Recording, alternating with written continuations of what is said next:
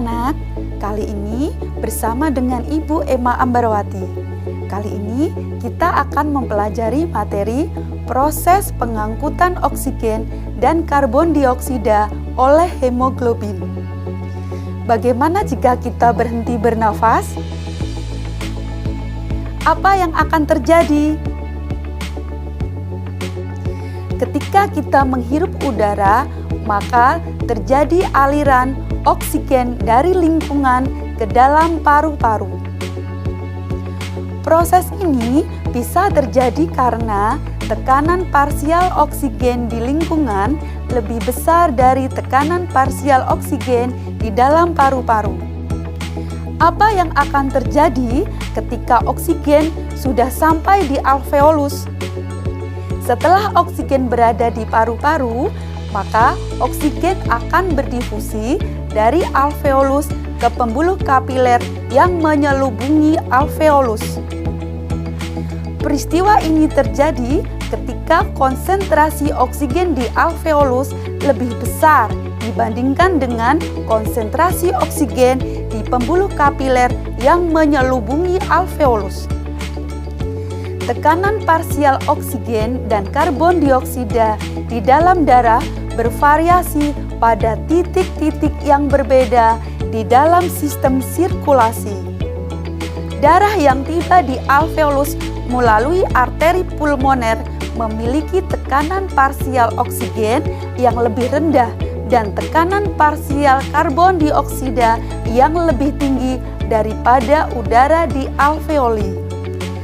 Saat darah memasuki kapiler alveoli, karbon dioksida berdifusi dari darah ke udara alveoli. Sementara itu, oksigen di udara alveoli terlarut dalam cairan yang menyelubungi alveoli dan berdifusi ke dalam darah. Hemoglobin terdiri dari 4 subunit rantai polipeptida, masing-masing dengan satu kofaktor yang disebut gugus heme, yang mengandung satu atom besi di pusatnya. Setiap atom besi mengikat satu molekul oksigen. Dengan demikian, satu molekul hemoglobin tunggal dapat mengikat 4 molekul oksigen. Produksi karbon dioksida selama respirasi seluler mendorong pelepasan oksigen oleh hemoglobin dalam sel atau jaringan. Di dalam sel atau jaringan pembuluh kapiler, gradien tekanan parsial mendukung difusi oksigen keluar dari darah dan karbon dioksida masuk ke dalam darah.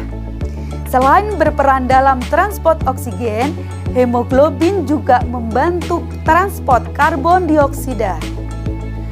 Karbon dioksida dari sel-sel yang berespirasi berdifusi ke dalam plasma darah dan kemudian ke dalam eritrosit. Karbon dioksida bereaksi dengan air dibantu oleh enzim karbonat anhidrase dan membentuk asam karbonat yang berdisosiasi menjadi ion hidrogen dan ion bikarbonat.